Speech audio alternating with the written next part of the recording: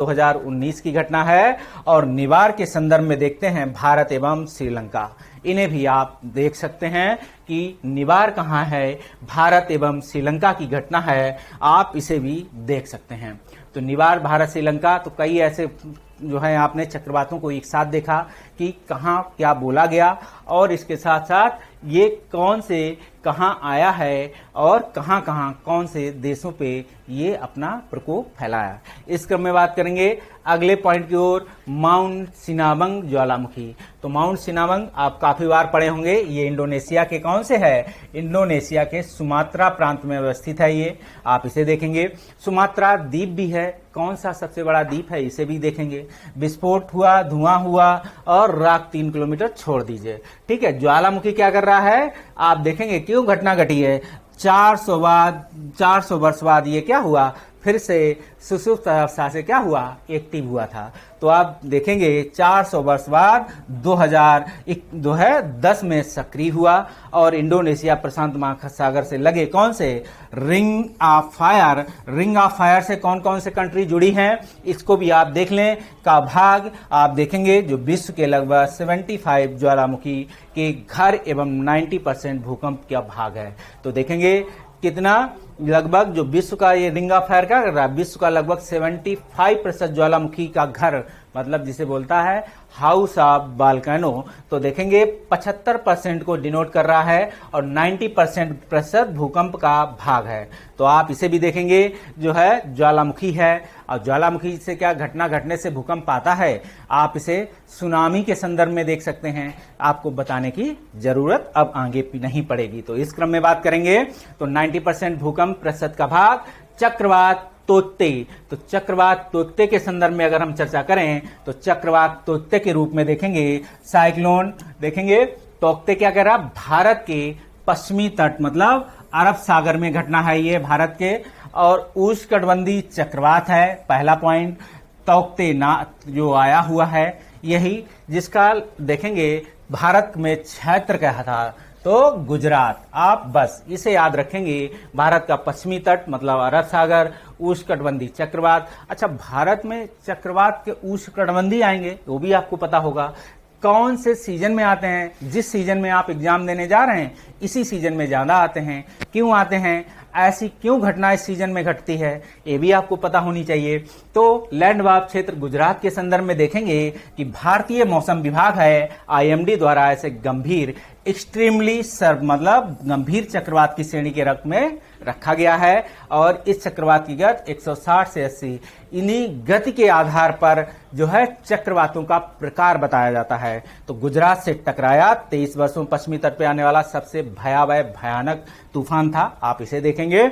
और तोकते नामकरण म्यांमार द्वारा किया गया है, आप इसे हमने बताया था कि क्या है, हर देश इसको बारी बारी से अल्फाबेटिकल होता है। एक समुद्री संगठन के तौर पे आप देखेंगे इसका नाम हिंद महासागर के हिसाब से आप देखेंगे दक्षिण एशिया हिंद महासागर के संदर्भ में इन देशों का नाम सुझाया जाता है भारतीय उपमहाद्वीप में अल्फाबेटिकल के आधार पर। अब बात करेंगे तोकते का अर्थ है शोर करने वाली क्या है, छिपकली, जिसका नाम है गेको। तो छिपकली के संदर्भ में देखेंगे शोर करने वाली छिपकली म्यांमार ने दिया है तो वहां की छिपकली होगी। तो उसी के संदर्भ में देखेंगे तो इकोलॉजी में पूछा जाए कहां पाई जाती है, ध्यान रखना ऐसा पूछ के वो वेस्टर्न घाट ऑप्शन देके आपसे टिक मरवा सकता है कि आओ गलती करो, तो उस क्रम में मत मारिएगा। तो इस क्रम में बात करेंगे यास तूफान के संदर्भ में अगर बात करें तो यास तूफान या हॉट स्पॉट क्षेत्र भारत के जो पूर्वी भारत बोला जाता है या पूर्वी भारत के संदर्भ में कौन सा, दक्षिण पूर्व जिसे कहते हैं, तो आप देखेंगे या सुंडालैंड के अंतर्गत तो इसको क्या करेंगे एक्सप्लेन किया जा सकता, म्यांमार वहां आता है। तो इस क्रम की बात करेंगे यस तूफान की बात करेंगे तो तोकते तूफान के बाद आप देखेंगे तोकते क्या है, तोकते तूफान भारत के पूर्वी तट से बांग्लादेश के दक्षिण के यास से टकराता है। तो दक्षिण बंगाल की खाड़ी में उत्पन्न हुआ, ये याद रखेंगे। तोकते भारत और बांग्लादेश के में भारत के पूर्वी तट और बांग्लादेश के दक्षिणी मतलब भारत और बांग्लादेश से बंगाल की खाड़ी में उत्पन्न होता है, आप इसको भी देखेंगे। इस क्रम की अगर हम बात करेंगे तो आप इसे देखेंगे कि उत्पन्न तूफान ने क्या किया, उड़ीसा एवं पश्चिम बंगाल सहित कई राज्यों को प्रभावित किया है। तो भारत के उड़ीसा और पश्चिम बंगाल राज्य यास तूफान से आप नोट डाउन कर लें यूपीपीसीएस के लिए। आगे बात करेंगे, भारतीय मौसम विभाग ने इसे क्या किया है, अत्यंत गंभीर श्रेणी में रखा है। आपसे पूछा जाए तो बताइएगा इसका नाम किसने दिया था यास, तो ओमान द्वारा दिया गया है। ओमान द्वारा फारसी भाषा से संबंधित है जिसका अर्थ है जैस्मिन। और जैस्मिन आप देख सकते हैं जैस्मिन और किस किस में नाम आता है, तो इस संदर्भ में देखेंगे दुनिया का सबसे बड़ा हिमखंड। तो दुनिया के सबसे बड़े हिमखंड की बात होगी तो इस क्रम में बात होगी। तो इस क्रम को अगर बात करें, जो दुनिया का सबसे बड़ा आइसबर्ग हिमखंड है, तो देखेंगे जो A76 के नाम पे अंटार्कटिका से टूटकर अलग हुआ है हिमखंड कितने वर्ग किलोमीटर क्षेत्र में फैला था, आप इसे 4320 के संदर्भ में याद रखेंगे। और A76 आपसे पूछा जा सकता है। A76 तो आने वाले समय में यूपीएससी भी आपसे पूछेगी कभी ना कभी। याद रखना ये सभी क्षेत्र यूपीएससी के फेवरेट टॉपिक के रूप में है, लेकिन यूपीपीसीएस भी उसे ट्रेंड को फॉलो करता है। तो उस क्रम में दुनिया का सबसे बड़ा हिमखंड A76 किसका भाग है, अंटार्कटिका। अब अंटार्कटिका किसे बोलते हैं ये आपको पता होना चाहिए। तो अंटार्कटिका से टूटकर अलग हुआ A6 जो कहां है, बेडेल सागर, ठीक है, में स्थित रान आइस शेल्फ। तो आपसे कितने क्वेश्चन बने हैं, अंटार्कटिका से टूटकर जो अलग हुआ है, एक अंटार्कटिकाई महाद्वीप में आप जाए अंटार्कटिका में ही देखेंगे तो बेडेल सागर उसका पार्ट है, मतलब समुद्र का हिस्सा। और क्या है, स्थित कौन सा आइस शेल्फ है, रान आइस शेल्फ से ये अलग हुआ। A76 किससे अलग हुआ है, तो आप इसे याद रखेंगे, रान आइस शेल्फ। बस आपको याद हो गया होगा। हम देखेंगे हिमखंड के टूटने के बारे में जानकारी सर्वप्रथम यूरोपीय स्पेस एजेंसी ने की है, ठीक है, यूएई ने ऐसी घटना का उद्गार किया है और सैटेलाइट का माध्यम था, ये आपको याद रखना होगा। और ये भी देखेंगे और एक घटना 2020 में भी घटी थी जिसका नाम था A63A हिमखंड। देखेंगे इस खंड को भी याद रखें, कहां, साउथ जॉर्जिया द्वीप से टकराने के पश्चात क्या हुआ था, उसके आसपास मिलने वाले जीवों में खतरा उत्पन्न हुआ था जो 2021 तक पिघल गया था। आप देखेंगे 21 में यह पिघल गया, मतलब इसी साल आके वो इतना बड़ा हिमखंड रहा होगा। तो आप देखेंगे इस क्रम में क्या हुआ कि वो पिघल गया। तो इस क्रम में A63A जॉर्जिया आपसे पूछा जाएगा कि ये कौन सा हिमखंड है, अंटार्कटिका से ही आप देखेंगे हुआ, जॉर्जिया से साउथ जॉर्जिया टकराया। यूरोप में आप जॉर्जिया यूरोप क्या कहेंगे, कहां है, आपसे यूरोप ही में है, आप यूरोप में जॉर्जिया को देखिए कहां पे पड़ेगा। उस क्रम में आप यहां क्या था और पिघला है, तो जॉर्जिया को आप समझ सकते हैं अगर हिमखंड है तो कोई सागर तटीय जल देश है, तो उस संदर्भ में इसे देख लें। इस संदर्भ में समेरु ज्वालामुखी, समेरु ज्वालामुखी इंडोनेशिया के पूर्वी जावा प्रांत में स्थित है, आप इसे देखेंगे। 21 की घटना है, आप इसे देखेंगे। इसकी तीव्रता के संदर्भ में देखेंगे, ये इतनी तीव्रता इतनी थी कि राख और धुआं 5.6 किलोमीटर तक फैला है। द ग्रेट माउंटेन भी इसे कहा गया है। किसे ग्रेट माउंटेन कहा गया है, समेरु ज्वालामुखी को। यह आपसे क्वेश्चन पूछा जाएगा, याद रखिएगा कि द ग्रेट माउंटेन किसे कहा जाता है, तो समेरु ज्वालामुखी के रूप में आप इसे देखेंगे। यह जावा का सबसे ऊंचा एवं सक्रिय ज्वालामुखी है, आप इसे भी देखेंगे।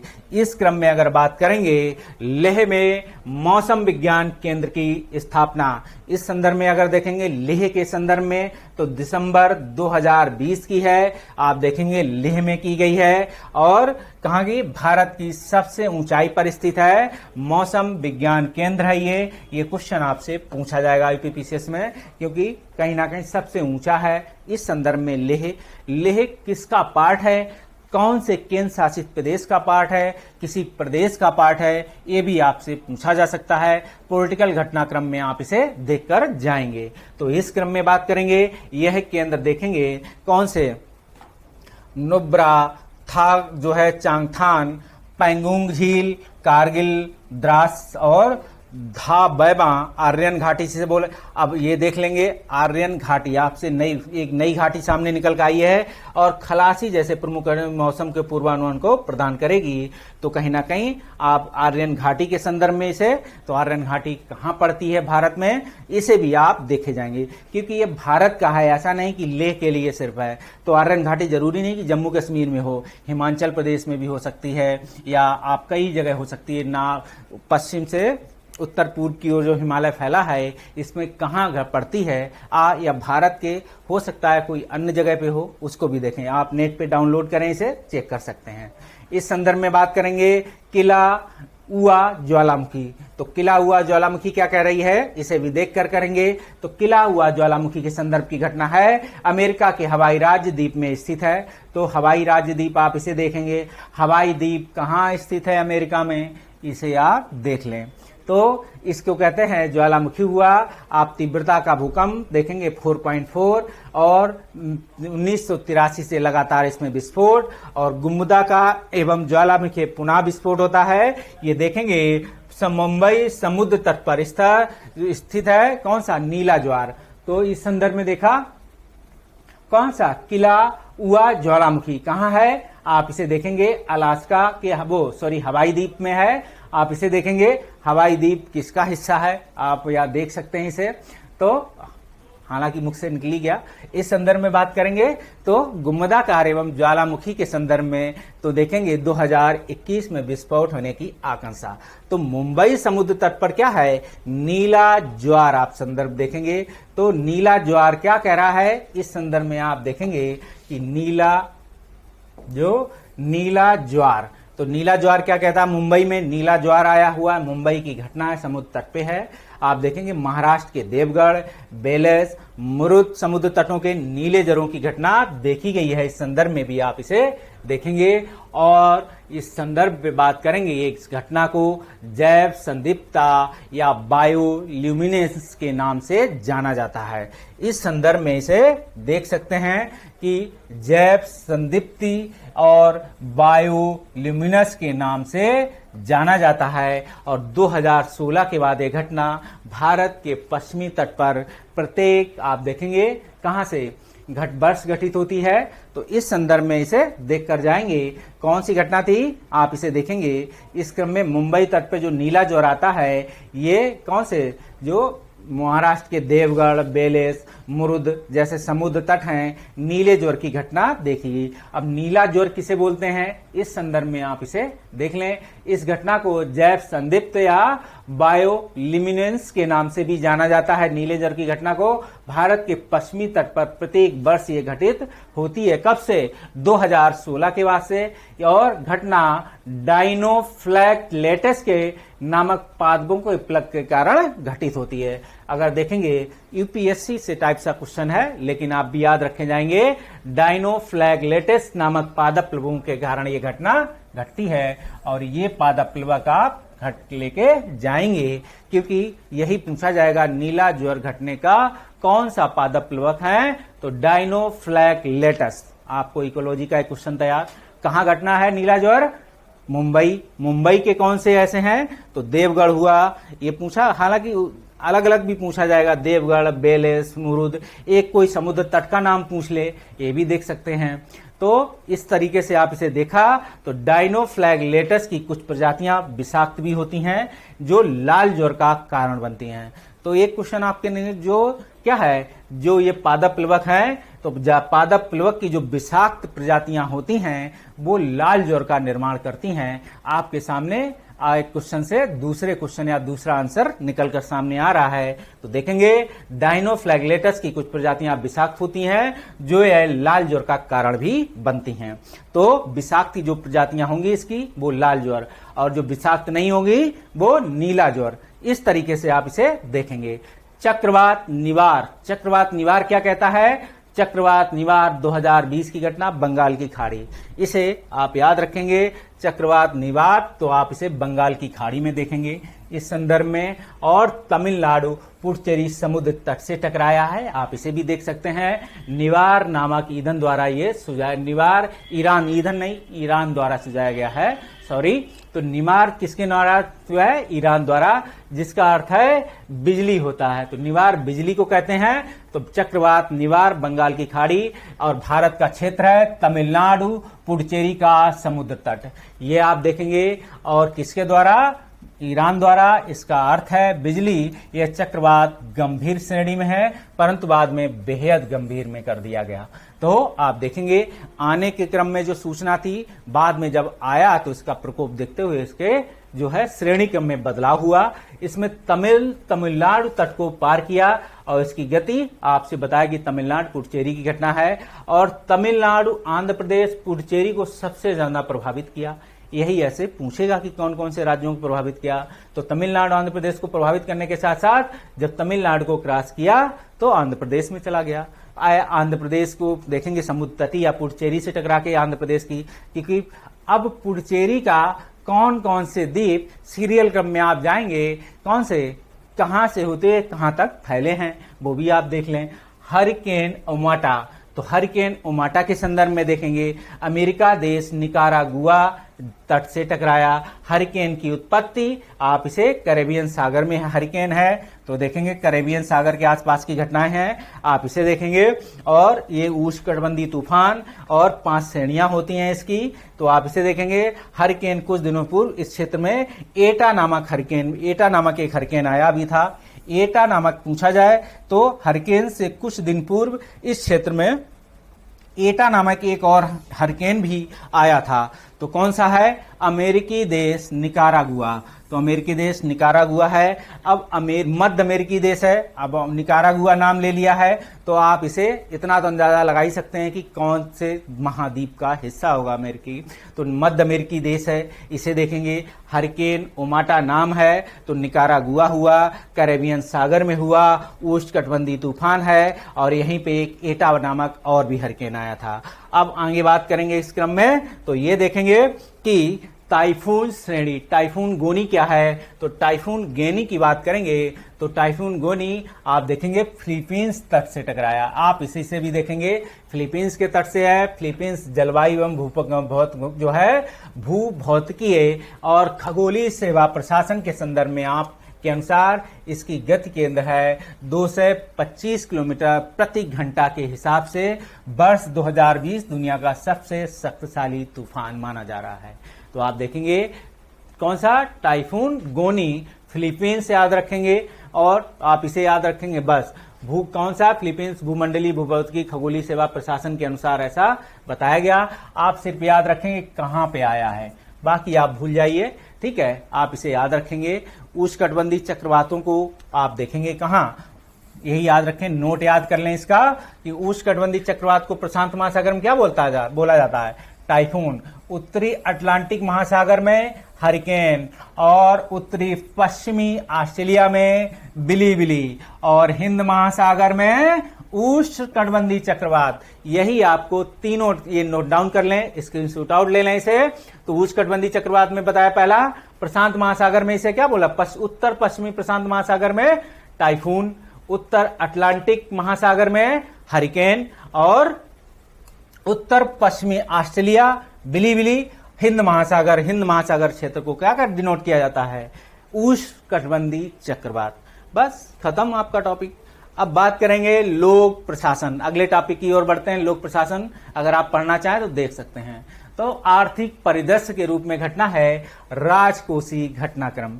तो राजकोषीय घटनाक्रम आप देखेंगे, अब यहाँ आपको कोई देखा नहीं जाएगा कि अब फिजिकल डिफिसिट के संदर्भ में कॉन्सेप्चुअल जो क्वेश्चन बनेंगे वो आप इकोनॉमी की ट्रेडिशनल पार्ट को पढ़ते हुए कंप्लीट करेंगे। ठीक, तो आप जैसे राजकोषीय घाटा क्या होता है, उसका लक्ष्य क्या है, किस ईयर कितना लक्ष्य प्राप्त किया गया, वो हम आपको बता देंगे आंकड़ों में।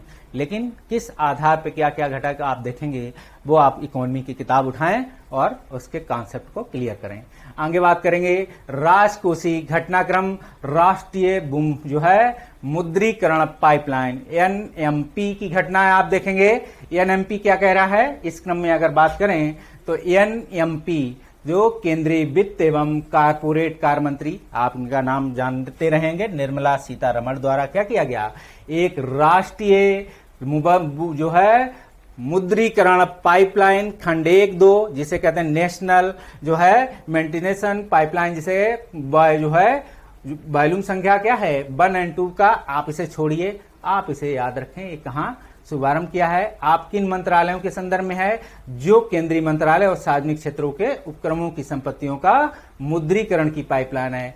केंद्रीय मंत्रालय और सार्वजनिक क्षेत्र के उपक्रम, तो आपको पता होगा सार्वजनिक क्षेत्र के उपक्रम कौन कौन से आते हैं, जिसे कहते हैं मिनी रत्न, महारत्न जो है महारत्न कंपनी है या मिनी रत्न की कंपनी है, एक और श्रेणी है, कौन सी किस श्रेणी में रखी गई है ये आपको पता होगा। ये सभी सार्वजनिक क्रम के उपक्रम, जिसे कहते हैं भारत सरकार जिसको दर्जा देगी सार्वजनिक उपक्रम है, या अन्य कोई क्षेत्र आता है। ये पाइपलाइन किसके, नीति आयोग द्वारा संरचना से संबंधित मात्रा जो है संबंधित मंत्रालयों के परामर्श से विकसित की गई है। तो किसके द्वारा विकसित की गई है, नीति आयोग द्वारा। कौन से मंत्रालय, केंद्रीय मंत्रालय सार्वजनिक क्षेत्र के उपक्रमों की परिसंपत्तियों का क्या करेगा, मुद्रीकरण की पाइपलाइन है। यही आपका इसका कॉन्सेप्ट है। और केंद्रीय बजट की घटना कौन सी है, ये 2021-22। तो देखेंगे तहत परिसंपत्ति मुद्रीकरण से एक अधिदेश पर आधारित है, आप इसे देखेंगे। राष्ट्रीय मुद्रीकरण पाइपलाइन के तहत 2022 से लेकर 2025 तक की घटना की बात इसमें की गई है।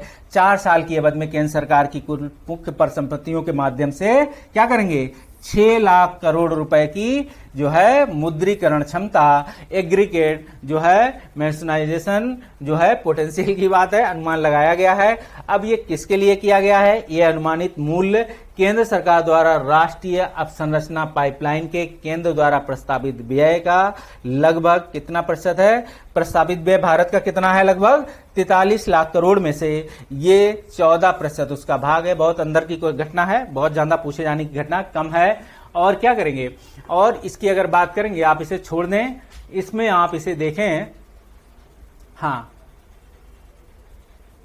वार्षिक अगर इसके पहले चरण की बात होगी तो मूल्य वार्षिक चरण के संदर्भ में आप देखेंगे 0.88 करोड़ रुपए के अनुमानित मूल्य वाली 15% संपत्तियां, इसे आप छोड़ दीजिए। हाँ, इसमें इस श्रेणियों में आप देखेंगे क्या क्या शामिल होगा, इसे आप पढ़ के जाएंगे। इस शामिल श्रेणियों में क्या होगा, जैसे सड़क है, बंदरगाह है, हवाई अड्डे है, रेलवे है, वेयर हाउसिंग है, गैस है, पेट्रोलियम है, और जैसे उत्पाद पाइपलाइन है, बिजली उत्पादन है, पारेषण है, खनन है, दूरसंचार है, स्टेडियम आदि की परिसंपत्तियां इसमें जोड़ी गई हैं जो राष्ट्रीय महत्व की हैं। सार्वजनिक क्रम की अगर बात करें, अनुमानित मूल्य की बात होगी तो आप इसे देख सकते हैं। सबसे ज्यादा हिस्सेदारी इसमें किसकी होगी, तो आप इस क्वेश्चन को याद कर लें। इसमें आप देखते हुए जाएंगे, सड़कें आप देखेंगे तो सड़कों के संदर्भ में सबसे ज्यादा हिस्सेदारी आप देखेंगे रेलवे के संदर्भ में 25, बिजली के संदर्भ में 15 और तेल गैस 8 और दूरसंचार 6 के संदर्भ में।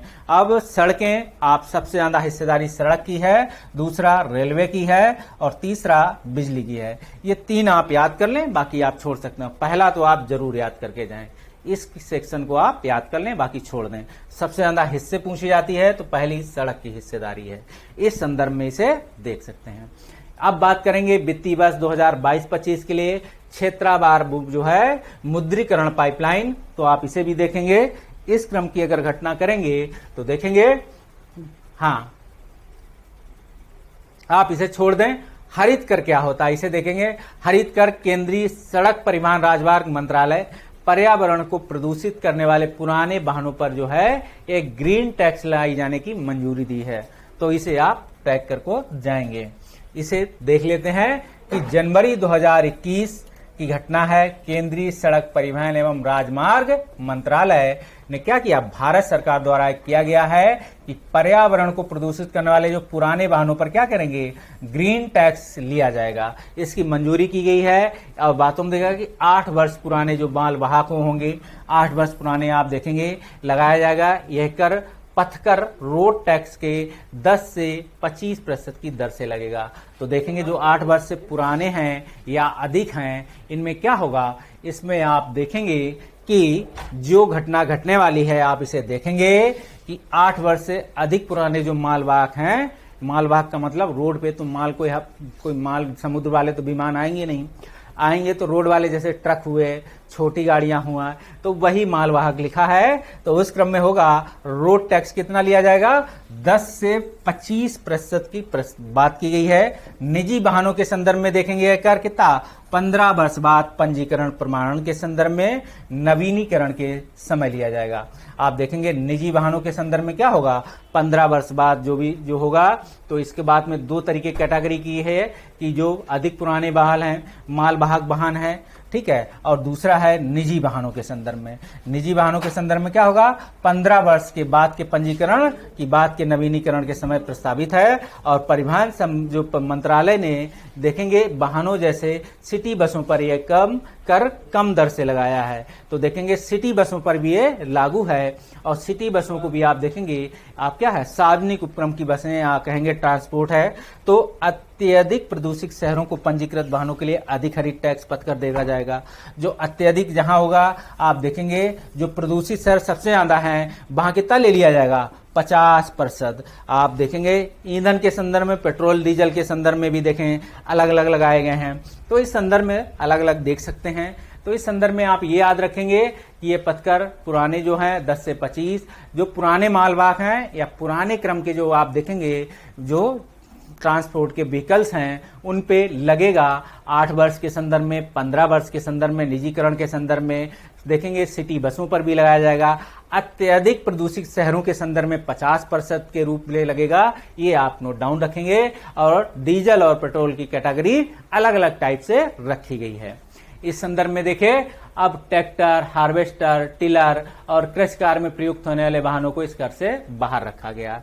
मतलब अगर आप ट्रैक्टर चला रहे हैं, हार्वेस्टर यूजिंग कर रहे हैं, टिलर लगा रहे हैं, ये सभी कृषि कार्य में लगे होने वालों को दायरे से बाहर, मतलब किसानों से जुड़े हुए जो भी वाहन हैं उन्हें जो कृषि कार्य में यूज होंगे। अब कोई किसान कोई 4 व्हीलर गाड़ी लेके अगर घूम रहा फर्राटा से, तो उसे फिर ये क्या करना है, ये टैक्स देना पड़ेगा। अगर आप पुरानी गाड़ी है तो हाइब्रिड है, इलेक्ट्रॉनिक वाहन है, वैकल्पिक ईंधन है, क्या होगा, सीएनजी हुआ, एथेनॉल हुआ, एलपीजी हुआ आदि के चलते वाहनों को इस कर से मुक्त रखा गया। कौन से, वैकल्पिक ईंधन से चलते हैं, इलेक्ट्रॉनिक वाहन है। तो ऐसा माना गया कि ये क्या है, वर्तमान की जो है ट्रांसपोर्ट सिस्टम के आधार बनाए जा रहे हैं। तो उस संदर्भ में सीएनजी चलने वाले हैं, एथेनॉल से चलने वाले। एथेनॉल कितना मिश्रण पेट्रोल डीजल में मिलता है ये भी आपको पता, क्योंकि एथेनॉल डायरेक्ट एथेनॉल चला के क्या गाड़ी चल सकती है। एथेनॉल कौन से ऐसे पौधे हैं जिनसे निकला जाता है, एथेनॉल में कितना मिश्रण होता है, कौन से एथेनॉल के जो कौन से ऐसे जैविक पेड़ हैं जिसे कहते हैं ऑर्गेनिक प्लांट होते हैं, उनसे ये तैयार किया जाता है। इस संदर्भ में देख सकते हैं केंद्रीय बजट के संदर्भ में सबसे ज्यादा क्वेश्चन पूछा जाने वाला। तो आप देखेंगे 2021-22 के संदर्भ में कितना है, 34.83 लाख करोड़ रुपए का बजट रखा गया है। 34-83 याद रखेंगे, 34-83 और बीच में पॉइंट लगा लें 34 के बाद, तो 83 आप इसे करेंगे तो कुल खर्च के क्रम में आप देखेंगे ये रखा गया। सरकार का कुल खर्च आप देखेंगे क्या है, 34.83 लाख करोड़ रुपए में से क्या किया जाएगा, देखेंगे 5.4 लाख करोड़ रुपए की परिसंपत्तियों के सृजन पर खर्च होंगे। मतलब परिसंपत्तियां जो सृजन की जाएंगी, जो निश्चित रूप से सकारात्मक पहल के रूप में इसे रखा जाएगा। मतलब जो नई परिसंपत्तियां सृजित की जाएंगी उन्हें सकारात्मक कैटेगरी में है। केंद्रीय वित्त मंत्री आप देखें, केंद्रीय वित्त एवं कारपोरेट मंत्रालय जो कार्य मंत्री हैं उनके द्वारा पेश किया गया है। 1 फरवरी 2 संसद में केंद्रीय बजट प्रस्तुत किया गया है। अच्छा, बजट के संदर्भ में आप 2 क्वेश्चन तैयार करने हैं। पहले ये बजट कब पास किया जाता है, वर्तमान सरकार ये बजट कब पास करती है। रेलवे बजट को भारत के मुख्य बजट से कब अलग किया गया था, कब फिर से मिला दिया गया है, ये भी आप तैयार कर लें। इस क्रम को अगर देखें तो कारपोरेट कार्य मंत्री निर्मला सीतारमण द्वारा 1 फरवरी 2021 को क्या है आपको बताया कि क्या है, आत्मनिर्भर भारत का विजन। तो बजट इस बार के बजट का क्या था, आत्मनिर्भर भारत का विजन प्रस्तुत हुआ है। और यही बजट है केंद्रीय बजट के रूप में, याद रखिएगा, इसी को कहेंगे आत्मनिर्भर भारत का विजन प्रस्तुत है ये। और कितने स्तंभों पे है, 6 पिलर्स पर आधारित है। ये क्वेश्चन डो नोट कर लें, आप इसे देखेंगे और ये क्षेत्र भी आप याद करते हुए जाएंगे। पहला क्वेश्चन स्वास्थ्य खुशहाली के संदर्भ में आप देखेंगे, कौन से देखेंगे, हेल्थ एंड वेलबींग के संदर्भ में, ख्याल, स्वास्थ्य एवं खुशहाली। दूसरा है भौतिक एवं वित्तीय पूंजी अवसंरचना। तीसरा है आकांक्षी भारत के लिए समावेशी विकास। तो मानव पूंजी के पुनर्ऊर्जावान बनाना और नवाचार एवं अनुसंधान तथा विकास और न्यूनतम सरकार अधिकतम शासन, मतलब सभी एरिया को भारत सरकार ने इसमें अपने 6 पिलर में जोड़ा है। तो इसे आप देख सकते हैं। इस संदर्भ में अगर हम बात करें तो इस संदर्भ को 6 पिलर्स के रूप में आपने देखा। अब 6 पिलर्स के रूप में स्वास्थ्य के प्रति आप इसमें देखेंगे कि बजट का जो हिस्सा है स्वास्थ्य के प्रति समग्र दृष्टिकोण के 3 क्षेत्र इसमें रखे गए हैं। इसे भी आप नोट डाउन कर लें। स्वास्थ्य के प्रति समग्र दृष्टिकोण को अपनाते हुए 3 क्षेत्रों में निवारक के संदर्भ में देखेंगे, उपचारात्मक एवं कल्याण के संदर्भ में देखेंगे, जो ध्यान किया गया। स्वास्थ्य के प्रति कैटेगरी में देखा जाएगा कि प्रेजेंट टाइम के जो स्वास्थ्य बजट पारित किया गया है, इस बजट में स्वास्थ्य को ध्यान में रखते हुए इसे किन क्षेत्रों में प्रसारित किए जाने का प्रावधान किया गया है, तो वो है निवारक, दूसरा है उपचारात्मक एवं कल्याण। तो प्रिवेंटिव और क्यूरेटिव एंड वेलबींग के संदर्भ में आप देखेंगे, वेलबींग के संदर्भ में कहेंगे ध्यान केंद्रित किया गया है। तो आप इसी के संदर्भ में रखें।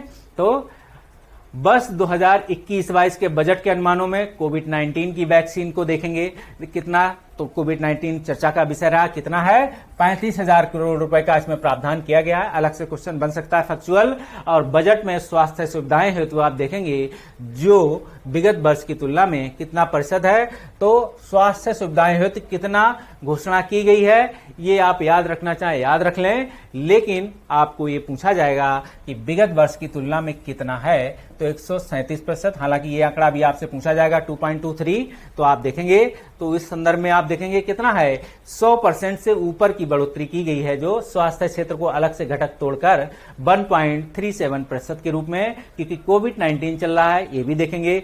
यदि प्राप्तियों में यदि शुरुआत देखेंगे राजस्व एवं पूंजीगत प्राप्तियों, तो आप राजस्व एवं पूंजीगत प्राप्तियां क्या क्या होती हैं इसे आप पढ़े होंगे, ठीक है। बीओपी पढ़े होंगे, बैलेंस ऑफ पेमेंट के सिस्टम में क्या किया जाता है, राजस्व एवं पूंजीगत प्राप्तियों को डिवाइड किया जाता है, बांटा गया। इसी में आप देखेंगे इसे दिया गया है राजस्व और पूंजीगत प्राप्तियों में, तो इस कुल प्राप्तियां कितनी हैं देखेंगे। उन प्राप्तियों का हिस्सा है इसमें राजस्व प्राप्तियां 51.3% हिस्सा है राजस्व प्राप्तियों के संदर्भ में, और शेष 48.66 पूंजीगत प्राप्तियां हैं। तो पूंजीगत प्राप्तियों का हिस्सा राजस्व प्राप्तियों के हिस्से से कम है। इस रूप में भी याद रखेंगे, तब भी आप इसे निकाल कर बाहर आंसर निकाल लेंगे कि सबसे ज्यादा राजस्व प्राप्तियों की हिस्सेदारी है, फिर पूंजीगत प्राप्तियों की।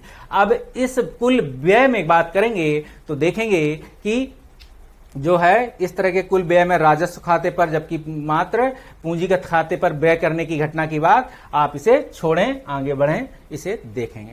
अब देखेंगे अब राजस्व घाटा, यही आपको याद रखना है, ठीक है। इसे एक राजस्व घाटा आएगा, एक राजकोषीय घाटा आएगा। तो राजस्व घाटा राजकोषीय घाटे में अंतर होता है, हमको राजकोषीय घाटे पर ज्यादा ध्यान देना है, याद रखिए। तो क्योंकि क्वेश्चन राजकोषीय घाटा पूछा जाता है, तो आप इसे देखेंगे कि इस घटना में आप इसे क्या होगा, इस घटना को अगर बात करेंगे कौन सा, हालांकि सभी बता देंगे एक बार, लेकिन सबसे ज्यादा आपको याद रखना है ये वाला पॉइंट, ठीक। बाकी आप छोड़ सकते हैं। राजकोषीय घाटा आप देखेंगे 19-20, 20-21, 20-21, फिर 20-21 देखेंगे बजट अनुमान है ये और संशोधित अनुमान है। तो देखेंगे एक इकोनॉमिक सर्वे आती है, तो इकोनॉमिक सर्वे किन आंकड़ों पे आती है, एक होता है बजट जो बीच में भी संशोधित किया जाता है, तो वो सब इकोनॉमिक टर्म है, राजस्व प्रक्रिया का हिस्सा है। अब हम बात करेंगे इसमें बजट अनुमान। तो बजट जो होता है अगले वर्ष का वित्तीय विवरण होता है, जो अनुमान पर आधारित होता है। अगर उसमें कम ज्यादा खर्चे की जरूरत पड़ती है तो भारत में ऐसी निधियां हैं जिनसे वो फंड निकाल के इनको दिया जाता है। कहां राष्ट्रपति की जरूरत पड़ती है, कहां संसद की प्रक्रिया के माध्यम से राष्ट्रपति, वो पॉलिटिकल या कहेंगे इकोनॉमी टर्म में देखते हुए पढ़ेंगे। अब हम बात कर रहे हैं बजट। कुल बजट में देखेंगे, पहला हम आपको जो क्वेश्चन आने वाला है वो क्वेश्चन बता देते हैं। तो देखेंगे 2021 के संदर्भ में 3.5 था राजकोषीय घाटा, देखेंगे, और संशोधित अनुमान के अनुसार ये। हेलो फ्रेंड्स, कैसे हैं आप सभी लोग? Good afternoon. हम लोग बात कर रहे थे घटना चक्र दृष्टि 2021। अगर यूपीपीसीएस आप देने जा रहे हैं, आने वाले समय में बीपीएससी होगा, उत्तराखंड पीसीएस होगा, आरपीएससी होगा, या एमपी पीसीएस का अगर जो मेंस है, आने वाला प्री है, इन सभी एग्जामों के लिए अगर आप देखना चाहते हैं घटना चक्र, जो कहीं ना कहीं स्टेट कमीशन के साथ साथ कंप्लीट है। स्टेट कमीशन साथ ही कहीं ना कहीं यूपीएससी को भी काफी हद तक फॉलो करती है, लेकिन यूपीएससी का एग्जाम हो चुका है। बढ़ते हैं हम इसके, देखेंगे अंतर्राष्ट्रीय परिदृश्य पे हम लोग थे। अंतर्राष्ट्रीय परिदृश्य पे भी हम लोग 3 पार्ट कंप्लीट कर चुके हैं। आज इसके अगले पार्ट की ओर बढ़ेंगे, तो देखेंगे चौथे पार्ट पे आज हम चर्चा करेंगे।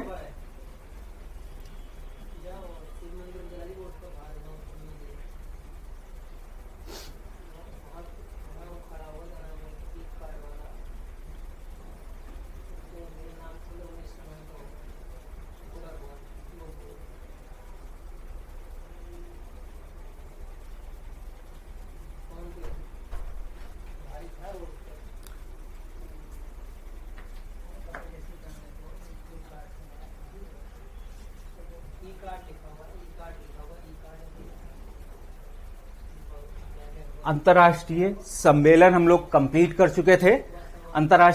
इस अंतर्राष्ट्रीय परिदृश्य पे देखेंगे अब हम अंतर्राष्ट्रीय निर्वाचन। कोई ना कोई एक क्वेश्चन आपसे मिलने की संभावना यूपीपीसीएस में रहेगी।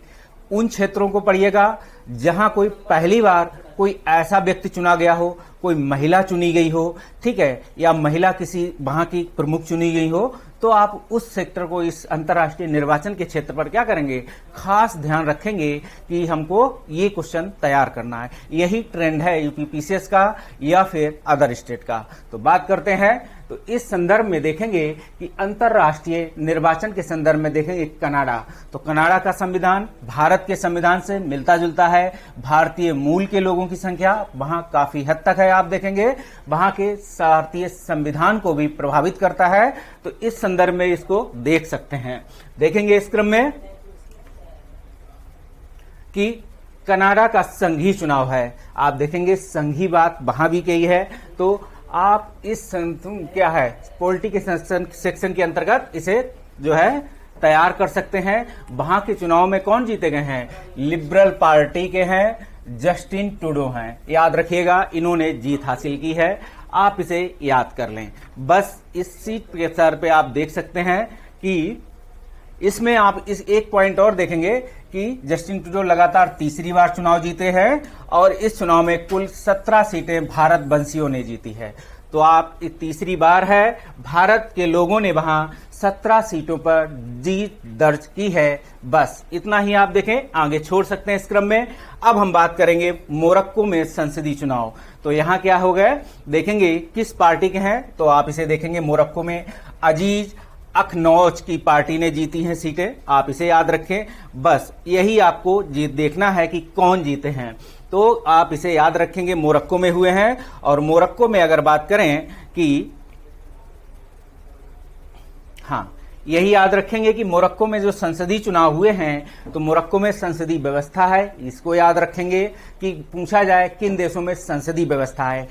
इस क्षेत्र को तैयार करने के साथ साथ आप ये भी देख के चलेंगे कि आखिर करंट अफेयर्स के टॉपिक में क्या लिखा है। कहीं संसदीय लिखा है तो आप संसदीय नोट डाउन करेंगे, अगर कहीं संघीय लिखा है तो संघीय नोट डाउन करेंगे। तो देखेंगे यहां संसदीय चुनाव हुए हैं और जीतने वाले कौन है? अजीज अखनौज। बस यही आपको टॉपिक याद रखना है। जाम्बिया में राष्ट्रपति चुनाव हुए हैं। तो जाम्बिया का पद आप देखेंगे, जाम्बिया काफी चर्चा में भी रहा है। तो जाम्बिया में संपन्न हुए हैं, आप इसे देख सकते हैं। इस क्रम की बात करेंगे। इस क्रम में यहां के चुनाव जीतने वाले हैं, आप इसे देखेंगे, क्या नाम है? एडगर लुंगू या पैट्रियोटिक फ्रंट कहेंगे इन्हें। इन्होंने जो है इन्होंने किसको, वर्तमान राष्ट्रपति थे, इन्होंने क्या है, इनको पराजित किया है। तो एंगर लुंग को ये आप देखेंगे, इसमें लिखा है कि जो है कौन जीते हैं, जीतने वाले हैं हाकैंडे हिचलेमा। आपसे ऐसा पूछा जाए कौन है मोरक्को के नए, तो नए पूछा जाएगा, आप इसको छोड़ दें। ठीक, इस संदर्भ में होंगे मोरक्को हाकैंडे हिचलेमा। बस इतना ही याद करना, इसमें कितने परसेंटेज, इसको आप छोड़ दीजिए।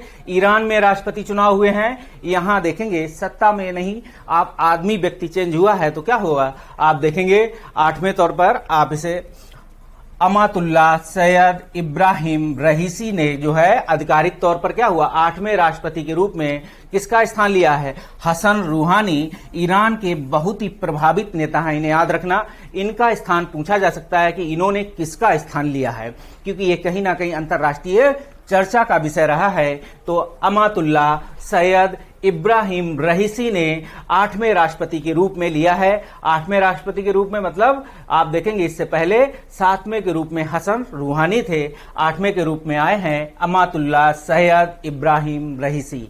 बस इसी को कंप्लीट करते हुए इसे आप छोड़ सकते हैं। यहां क्या कुछ बदलाव हुए हैं, इब्राहिम जो रहीसी हैं वो ईरान के मुख्य न्यायाधीश थे, ये क्वेश्चन आप याद रखेंगे। इसके साथ ही सीरिया में राष्ट्रपति चुनाव होते हैं। सीरिया आप देखेंगे चर्चा का विषय है, कहीं ना कहीं आप इसे क्या है ISI का बात करेंगे, या आप इनको देखेंगे केंद्र के रूप में आप देखेंगे यहाँ। तो सीरिया में संपन्न जो चुनाव हुए हैं, चुनाव में कौन है, बशर अल असद को चौथी बार राष्ट्रपति चुना है। तो सीरिया में संवैधानिक व्यवस्था को लिए काफी समय से संघर्ष चल रहा है, आप इसे भी देखते होंगे। तो बशर अल असद ने राष्ट्रपति चुनाव का जीता है, आप इसे देख सकते हैं। बाकी आप इसे छोड़ेंगे। इसके साथ साथ आगे क्या बात करेंगे, वियतनाम में भी विधायी चुनाव हुए हैं। तो वियतनाम में आप देखेंगे, वियतनाम के क्या है, वियतनाम की जो नेशनल असेंबली है उसमें चुनाव हुए हैं। तो कौन सी पार्टी जीती है, वियतनाम कम्युनिस्ट पार्टी ने ये जीत दर्ज की है। तो इसे आप देख सकते हैं। तो इस संदर्भ में वियतनाम में आप देखेंगे कम्युनिस्ट पार्टी के शासन के रूप में आता है। और इस संदर्भ में एक पॉइंट और सीरिया का छूटा है। सीरिया में बशर अल असद जो है 2000 से जो है राष्ट्रपति हैं। ये पॉइंट अगर आपसे स्टेटमेंट में पूछा जाए तो इसे याद रखेंगे, छूट गया है हमसे। वियतनाम की बात कर रहे हैं, वियतनाम की राष्ट्रीय असेंबली का चुनाव हुआ है और आप देखेंगे वहां वियतनाम कम्युनिस्ट पार्टी ने वहां जीत दर्ज की है, आप इसे देख सकते हैं। इसके साथ जिबूती में राष्ट्रपति चुनाव हुए हैं। तो वर्तमान राष्ट्रपति हैं वहां के कौन, जो है जिबूती की बात करेंगे तो जिबूती में कौन है, इस्माइल उमर गुएले 5वीं बार राष्ट्रपति चुने गए हैं, वर्तमान राष्ट्रपति के रूप में देखेंगे। और इसी के साथ इसे आप छोड़ सकते हैं। गुलेह 1999 से आप देखेंगे इस क्रम में कि 1999 से जिबूती के राष्ट्रपति हैं, आप इस क्रम में इसे देख सकते हैं। अब बात करेंगे इस क्रम में नीदरलैंड के आम चुनाव 2021 के संदर्भ में आप देखेंगे। तो नीदरलैंड की अगर बात करेंगे तो नीदरलैंड में अगर चलें तो नीदरलैंड को अगर वर्तमान आप इसे आम चुनाव में प्रधानमंत्री मार्क रूटे की पार्टी BBD ने देखेंगे सबसे बड़ी जीत दर्ज की है। तो कौन जीतेंगे, प्रधानमंत्री मार्क रूटे की पार्टी है, आप इसे देखेंगे, मार्क रूटे याद रखेंगे नीदरलैंड के संदर्भ में। ठीक है, पहले इसे देख सकते हैं इस संदर्भ में। बाकी और कोई पार्टी तो हाँ, मार्क रूटे को देख लिया, तो मार्क रूटे याद रखेंगे नीदरलैंड। और भी आप देखेंगे जो हमने जो अंतरराष्ट्रीय रूप से जो विश्व जो संसद थे, जो सूचकांक थे, उनमें नीदरलैंड का कहीं कहीं नाम आया होगा, आप उसे भी याद रखें। एस्टोनिया की पहली महिला, आप यही क्वेश्चन नोट डाउन कर ले यूपीपीसीएस के लिए। एस्टोनिया की पहली महिला प्रधानमंत्री चुनी गई हैं, कौन है, काजा कल्लास, और इसी को आप नोट डाउन कर लें। एस्टोनिया की पहली महिला प्रधानमंत्री के रूप में शपथ ली है और ऐसे ही क्वेश्चन यूपीपीसीएस में ट्रेंड करते हैं, याद रखिएगा इसे। तो इस क्रम की बात करेंगे तो इस क्रम में बात करेंगे कल्लास ने जो मंत्रिमंडल का गठन किया है, आप इसे देखेंगे। तो एस्टोनिया कल्लास खल्लास, ठीक।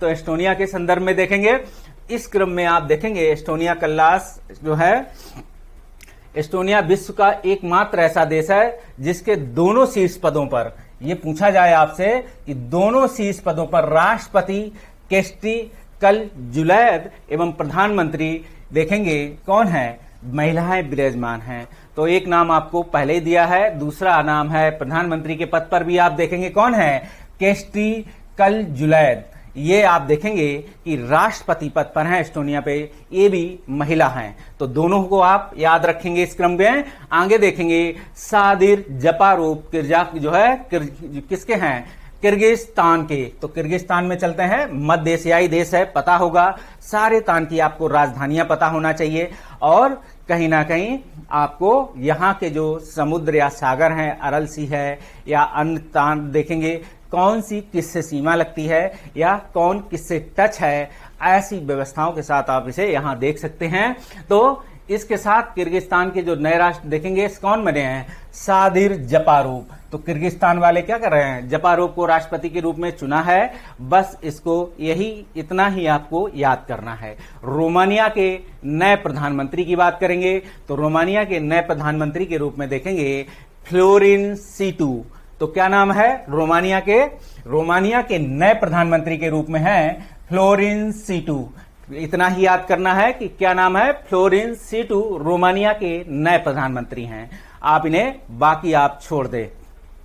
हाँ, अब इस संदर्भ में आएंगे कुवैत के प्रधानमंत्री। तो कुवैत आप देखेंगे कहीं ना कहीं मध्य एशिया अरब स्टेट की बात करेंगे तो कहीं ना कहीं इस वर्ष काफी चर्चा के विषय रहे हैं। तो उस संदर्भ में आप इसे भी देख कर चलें। तो कुवैत के कौन हैं, जो है किसको, अमीर कौन है, शेख नवाब अल अहमद। यहाँ के कुवैत के जो हैं नवाब हैं। इस संदर्भ में देखेंगे अल अहमद अल सबाब, इनका पूरा नाम है नवाब अल अहमद अल सबाब। तो देखेंगे ने शेख सवा अल खालिद अल सबा को क्या चुना है, ये प्रधानमंत्री पद पर पुनर्नियुक्त की है, मतलब दोबारा से इन्हें पुनर्नियुक्त की बात है। आप देखेंगे और नियुक्त की जहां व्यवस्था आएगी, पुनर्नियुक्ति मतलब एक लोकतांत्रिक व्यवस्था का चिन्ह नहीं है। आप देखेंगे सीधे सीधे अगर कोई चुनता है तो इस संदर्भ में अगर वहां चुनाव हुए हैं,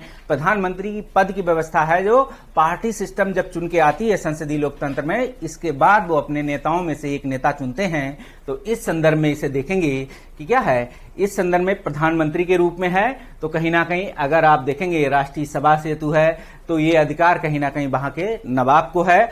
अब घाना के राष्ट्रपति के रूप में देख सकते हैं, क्वेश्चन आपसे घाना का पूछा जा सकता है।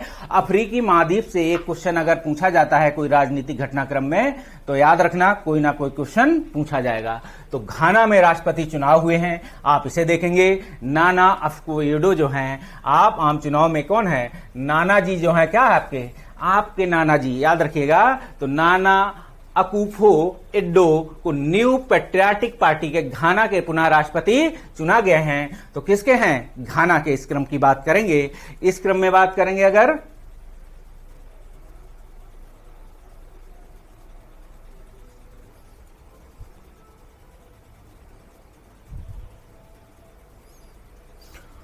हाँ, तो घाना में क्या हुआ, नाना अकुफो-एडो जो कि आपके नाना हैं, वो घाना के राष्ट्रपति चुने गए हैं। आगे बढ़ते हैं इस क्रम में तो देखेंगे अफ्रीकी राज्यों के रूप में एक क्वेश्चन और बनता है। यहां पे याद रखना क्वेश्चन है आपका कि नाना अकुफो-एडो को पश्चिम एशिया व्यापार समुदाय आर्थिक समुदाय के कौन से हैं, इकोवास जो देखेंगे इसका क्या चुना गया है, अध्यक्ष के रूप में चुना गया था 2020 में। तो इसे भी देखेंगे, एक व्यापार संघ है पश्चिम अफ्रीकी देशों का।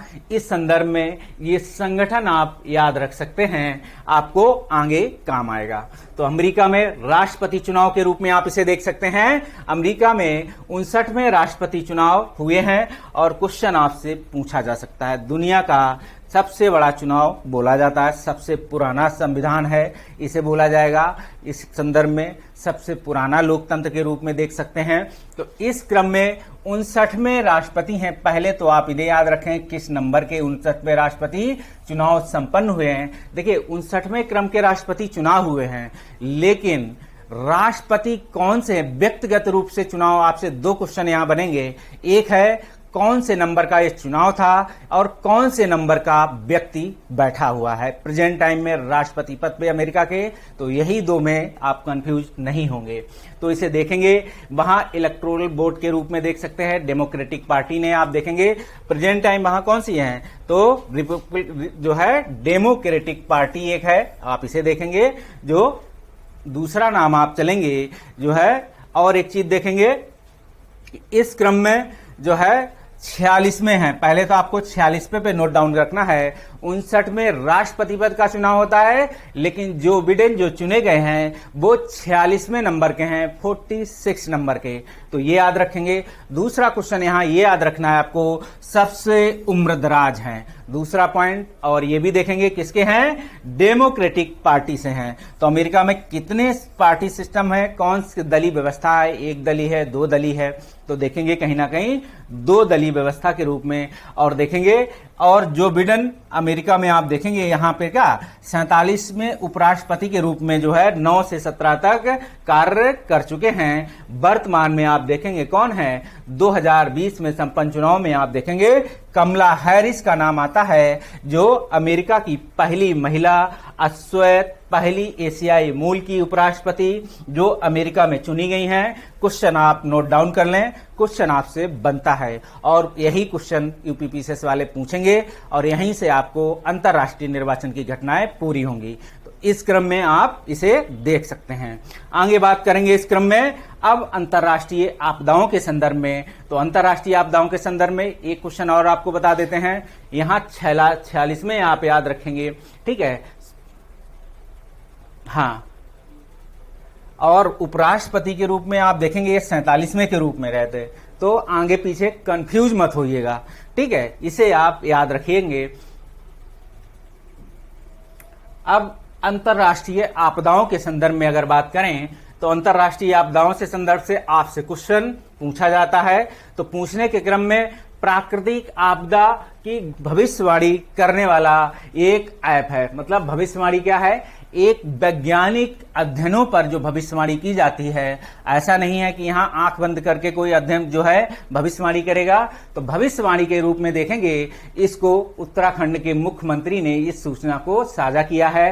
ऐप का निर्माण किसने किया है, IIT रुड़की राष्ट्रीय आपदा प्रबंधन प्राधिकरण जो NDMA ने, आप इसे देख सकते हैं। ऐप संभावित प्राकृतिक आपदा के पहले ही क्या करेगा, एक चेतावनी जारी करेगा, क्योंकि उत्तराखंड में कहीं ना कहीं हर 2 साल 3 साल में कोई ग्लेशियर टूटता है, कोई नदी का बहाव क्षेत्र में देखेंगे कहीं से टूटता है तो क्या होता है, वहां बाढ़ आती है। ऐसा उत्तराखंड में अभी क्या है, आपने देखेंगे जो है ऋषि गंगा धौली गंगा के रूप में एक प्राकृतिक आपदा आई थी। इस पे हम आपसे चर्चा कर चुके हैं, तो आप इसे देखेंगे।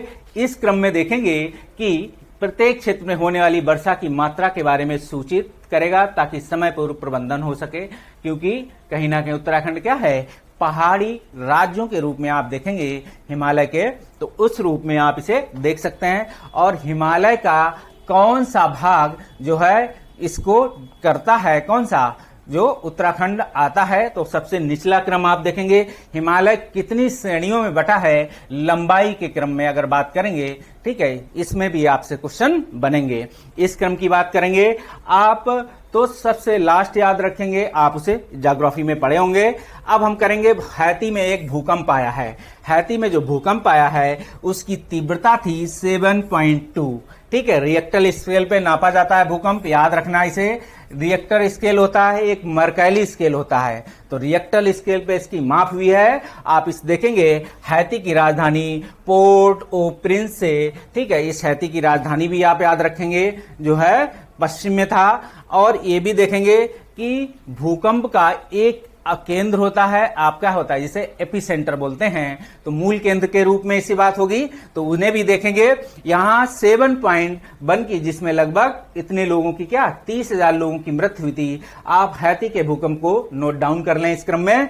अब देखेंगे कौन सा है, एक नाम है फुकुतोकु ओकानोबो। फुकुतोकु ओकानोबो क्या कहता है, तो फुकुतोकु ओकानोबो के संदर्भ में आपको अंदाजा होना चाहिए कि कहां जा रहा होगा।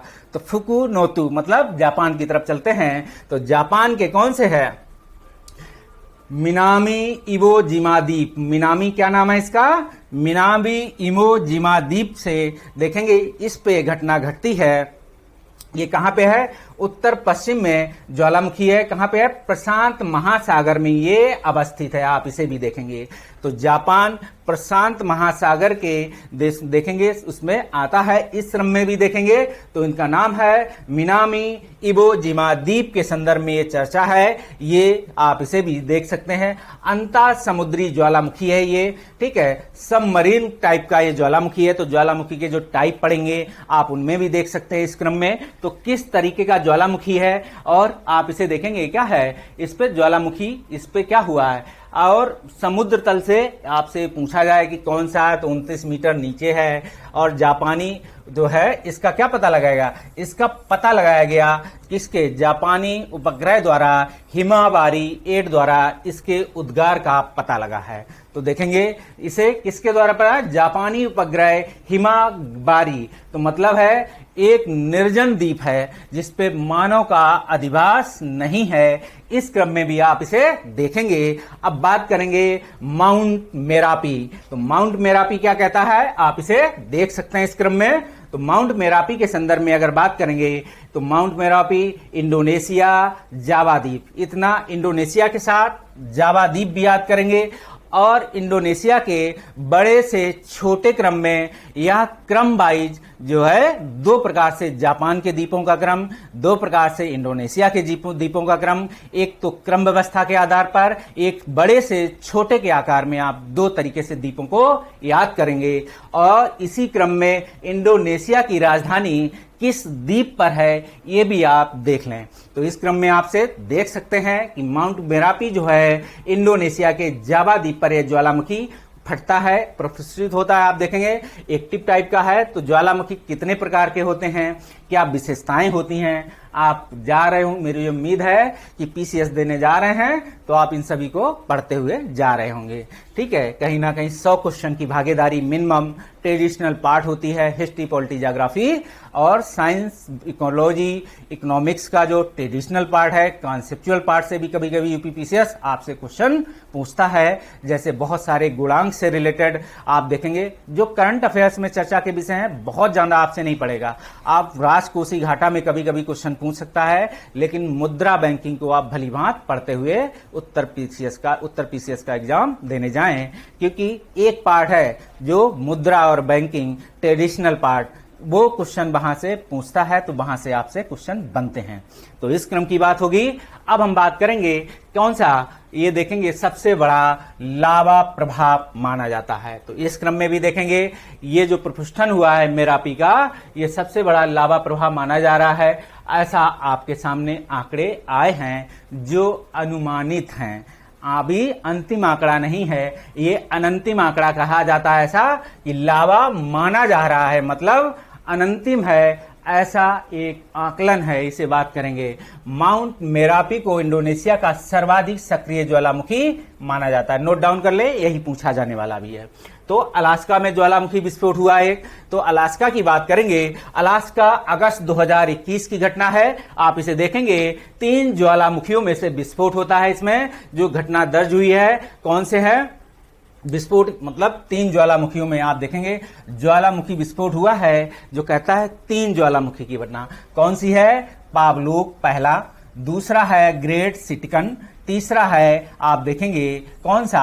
आलेसियन। 3 द्वीप, 3 ज्वालामुखी के नाम आपने याद करे, तीनों याद करें, नोट डाउन करें। कौन सा? पावलोक, ग्रेट सिटकन, अलेसियन द्वीप। आप देखेंगे अलेस जो है एवं अलेसियन द्वीप में स्थिति कौन सा है? इसे सॉरी कुछ गलत बोल गया हूं मैं, फिर से मैं बताता हूं कौन सा है ये। हाँ, पावलोक, ग्रेट सिटकन, अलेसियन द्वीप में स्थित है। आप देखेंगे कौन सी? सेसिसोपो या नाब ज्वालामुखी शामिल है। तो आप देखेंगे कौन कौन सा है, तो ये अलेसियन द्वीप में हो गया, और सिटकन एवं पावलोक, और स्थिति सेसी आप देखेंगे कौन से हैं? ये जो विस्फोट होता है इस क्रम में ये द्वीप की संख्या है आपसे पूछी गई है और सेसिसोपो या नायब ज्वालामुखी शामिल है। और देखेंगे पावलोग ज्वालामुखी पहला जो 80 में अलास्का के सबसे सक्रिय ज्वालामुखियों में से एक है। तो अलास्का कहां पे है और किससे लिया गया था, यहां कौन सा पर्वत है, कौन सा ज्वालामुखी है, यूपीपीसीएस आपसे कितनी बार क्वेश्चन पूछ चुकी है इस क्रम में देखेंगे। तो आप इसे भी देखेंगे कि इस क्रम में कौन सा पावलोग ज्वालामुखी जो है वर्ष 1980 के बाद से अलास्का के सबसे सक्रिय ज्वालामुखी में से एक है। आप इसे देखेंगे इस क्रम में देख सकते हैं। और इस क्रम में अगर बात करें तुर्की में सी स्नाट का प्रकोप होता है। आप इसे देखेंगे तुर्की में क्या हुआ है, तुर्की में क्या है सी स्नाट तुर्की। तो आप देखेंगे तुर्की की बात करेंगे तो सी स्नाट काला सागर को एजियन सागर से जोड़ने वाला तुर्की का मरमरा सागर। तो इस क्या है एक काला सागर हुआ और एक एजियन सागर हुआ, इसके बीच में कौन सा हुआ मरमरा सागर। यही सागर इन दोनों को जोड़ता है। तो काला सागर से कौन कौन से देश जुड़े हुए हैं मैप कर लें। एजियन सागर को देखें, मरमरा सागर को देखें। आप इसे देखेंगे मरमरा सागर जो है कहीं ना कहीं क्या करेगा, किससे किसका भाग है, ये भी आप देखेंगे। तो इस क्रम की बात होगी तो सी नाट का प्रयोग आप देखेंगे, सी स्नाट का प्रयोग देखा गया। अब सी स्नाट क्या है, अगर यूपीएससी होता तो आपसे क्वेश्चन जरूर पूछता। आने वाले समय में यूपीएससी वाले इसे तैयार करके जाएंगे। क्या है सी स्नाट, समुद्री लासा प्राकृतिक तौर पर बनने वाला एक धूसर या हरे रंग का कीचड़ पंख जैसा चिपचिपा पदार्थ है। सी नाट आप देखेंगे क्या है, यहाँ पे एक समुद्र में काई टाइप की घटना आई थी, वहां के लोग जो है सरकार ने इस पे गठित की थी, विशेषज्ञ समिति गठित की थी, उसी पे क्वेश्चन है आने वाला। अभी करंट अफेयर्स में एक चर्चा का विषय रहा था, न्यूज़पेपर की ये हेडलाइन थी। इस क्रम में बात करेंगे तो समुद्री लासा प्राकृतिक तौर पर बनने वाला धूसर या हरे रंग का कीचड़ पंख जैसा चिपचिपा पदार्थ होता है। और ये भी देखेंगे क्या होता है, जो कि समुद्री श्लेष्म की बात है, जो समुद्री श्लेष्म है क्या है सी नाट एक समुद्री श्लेष्म में किस तरह का है, जो बनने वाला धूसर या हरे रंग का कीचड़ है। तो एक चिपचिपा पदार्थ है। ये आपसे यूपी पीसीएस वाला भी पूछ सकता है इकोलॉजी के सेंटर के अंतर सेक्शन के अंतर्गत, याद रखिएगा। शैवालों में क्या करता है, पोषक तत्वों की अति प्रचुरता के कारण वैश्विक उपाय की बात होगी तो वैश्विक क्या कर रहा है, वैश्विक उष्णन पहला, जल प्रदूषक दूसरा, घरेलू और औद्योगिक कचरे में समुद्र को अनियंत्रित और निर्मोचन की घटना की वजह से यह होने वाला गर्म मौसम होता है। तो यही पूछा जाएगा स्टेटमेंट रूप में। हालांकि ये पूछा जाए किस किस के हिस्सा है तो आप इसे बता देंगे। कॉन्सेप्ट के रूप में बहुत कम चांसेस है यूपी पीसीएस या कोई स्टेट पूछे, लेकिन पूछ भी सकता है, कहीं कुछ लिखित रूप से नहीं है। तो बात करेंगे यह प्रक्रिया बहुत सारे पोषक तत्वों मुख्यतः किससे बना है, नाइट्रोजन और फास्फोरस पानी के स्रोत में मिल जाते हैं, जिसकी वजह से अत्यधिक जो है वृद्धि होने लगती है। और इट्रोफिकेशन की घटना आप जानते होंगे इकोलॉजी सेंटर के अंतर्गत, समुद्र या जो जली घटना है आप देखेंगे क्या इट्रोफिकेशन, जिसमें शैवाल के पोषक तत्वों से जुड़ी हुई एक घटना है, इट्रोफिकेशन की ये घटना कहलाती है। तो सी नाट पूछा जाएगा किस प्रकार की घटना। यूपी पीसीएस वाले क्या क्वेश्चन पूछेंगे कि सी नाट किसके कारण हुआ है, तो बहुत सारे इसमें लिखा होगा, बहुत सारे पोषक तत्व जिसमें नाइट्रोजन, फास्फोरस, या इसमें बात होगी कि इस क्रम में अगर बात करेंगे तो देखेंगे कि नाइट्रोजन और फास्फोरस के संदर्भ में, तो नाइट्रोजन और फास्फोरस के संदर्भ में बात करेंगे, पानी में मिलने का कारण क्या होता है, ये इट्रोफिकेशन की घटना है। सी नाट किस प्रकार की घटना है, इट्रोफिकेशन की घटना है। पीसीएस में पहला पॉइंट, कौन कौन से तत्व नाइट्रोजन और फास्फोरस अत्यधिक मात्रा में पानी में मिलते हैं, मुख्यतः हैं, अन्य भी तत्व हैं, याद रखना। तो मुख्य तत्व नाइट्रोजन और फास्फोरस, इट्रोफिकेशन की घटना। आगे बढ़ते हैं, देखेंगे इस क्रम में। तो आगे बात होगी, देखेंगे समुद्री पारिस्थितिकी तंत्र के लिए गंभीर संकट उत्पन्न हो रहा है। आप इसे देख सकते हैं इस क्रम में कि समुद्री पारिस्थितिकी तंत्र के लिए क्या है, जो आने वाले समय में एक गंभीर संकट के रूप में देखा जाता है। भारत हो चाहे विश्व की नदियां हो, औद्योगिक जो क्रम के चलते आप देखेंगे काफी जल प्रदूषित हो चुका है। इस क्रम में अब क्या है, अगली बारी समुद्र की है। तो समुद्र की घटनाएं आप देख सकते हैं इस क्रम में। तो समुद्र की सतह के साथ साथ 8 से 100 फीट नीचे की ओर ये प्रसारित हो गया है, नीचे पहुंचकर ये ढक जाता है। तो आने वाले समय में आप देखेंगे समुद्र में भी क्या है, पर्यावरणीय संकट देखे जा रहे हैं। अब एक क्वेश्चन और आपके सामने है, अमेरिका का जो कचरा है वो कौन से सी में डंप करता है अपने औद्योगिक अपशिष्ट को, वो आप मैप में देखेंगे तो आप उसे देख कर जाएं। तो इस क्रम की बात, पहला पॉइंट इस कचरे के संदर्भ में देखेंगे। अब हम बात करेंगे यहां पे कौन से कुछ इस क्रम में अगर देखेंगे, यूट्रोफिकेशन की घटना। अब इसी के साथ साथ कुछ जो है साइक्लोन, हरिकेन, टाइफून, 3 प्रकार के दिए गए हैं आप देखेंगे। तो साइक्लोन, हरिकेन, टाइफून देखेंगे, इसे कहां क्या बोला जाता है यही आपको याद रखना है। क्या है ये घटना, देखेंगे कौन से सब उस जो है चक्रवात हैं, किस देश में किस नाम से पुकारा जाता है, ये आप रिवाइज करेंगे। तो इस क्रम में बात करेंगे। पहला नाम है देखेंगे इडाई, उष्णकटिबंधीय चक्रवात है। चक्रवात कितने होते हैं, उष्णकटिबंधीय और शीतोष्णकटिबंधीय। उष्णकटिबंधीय की क्या विशेषता होती है, क्या रेंज होता है, इसका केंद्र क्या होता है, शीतकटिबंधीय क्या होता है, इसका केंद्र क्या होता है, क्या एरिया होता है, आप इसे देख सकते हैं। तो इडाई उष्णकटिबंधीय चक्रवात है। कहां बोला जाता है इडाई से, तो देखेंगे मोजाम्बिक, जिम्बाब्वे और मलावी।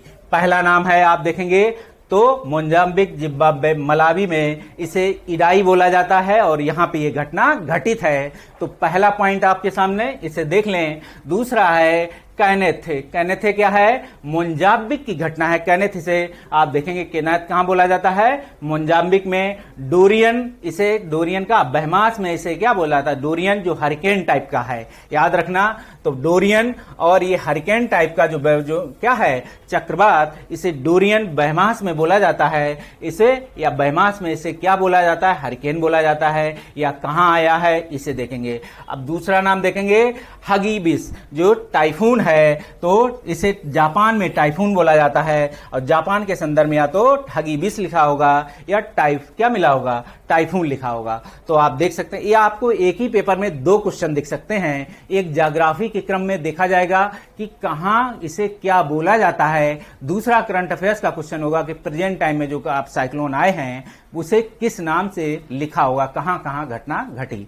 तो इसे देख सकते हैं। फैक्साई टाइफून जापान के संदर्भ में देखेंगे, टाइफून प्रकार का है। दूसरा फैक्साई आया, पहला हगीबिस आया।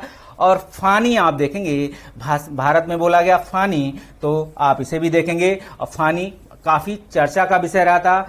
आप देखेंगे किस स्केल का था, किस, ये भी आप याद रखेंगे। तो इसे बात करेंगे। मारिया जो है हरिकेन है, तो मारिया प्यूर्टो में बोला जाता है, हरिकेन टाइप का है। और चीन में देखें जीन है, जीन को हैती में बोलते हैं। तो जीन के संदर्भ में हैती बोलते हैं। तो आप देखेंगे जीन क्या है, हैती। तो ये पुराने क्रम में भी है, 2004 के क्रम में है, पुराने भी हैं।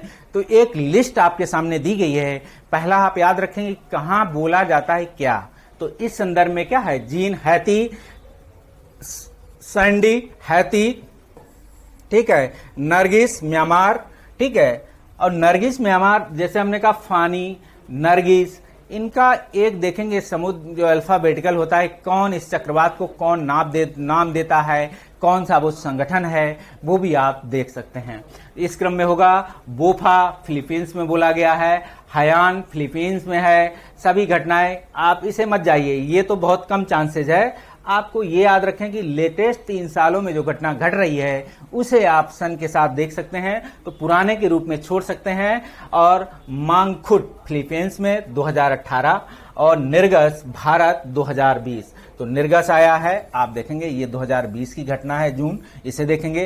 अम्फान की घटना आप देखेंगे, भारत, बांग्लादेश, श्रीलंका, भूटान, मई 2020 की घटना। और अम्फान से भारत का कौन सा तट प्रभावित हुआ है, फेनी से भारत के कौन से तट का प्रभावित हुआ, फेनी कहां आया है, ये भी आप देखकर जाएंगे। इस क्रम पे बात करेंगे कयार को देखेंगे।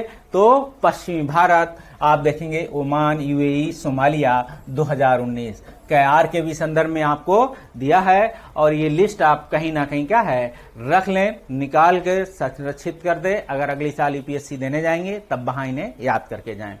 इस क्रम में बात करेंगे तो बुलबुल, बुलबुल कहाँ की है भाई? तो बुलबुल देखते हैं, ये बुलबुल है थाईलैंड, म्यांमार, भारत, बांग्लादेश। नवंबर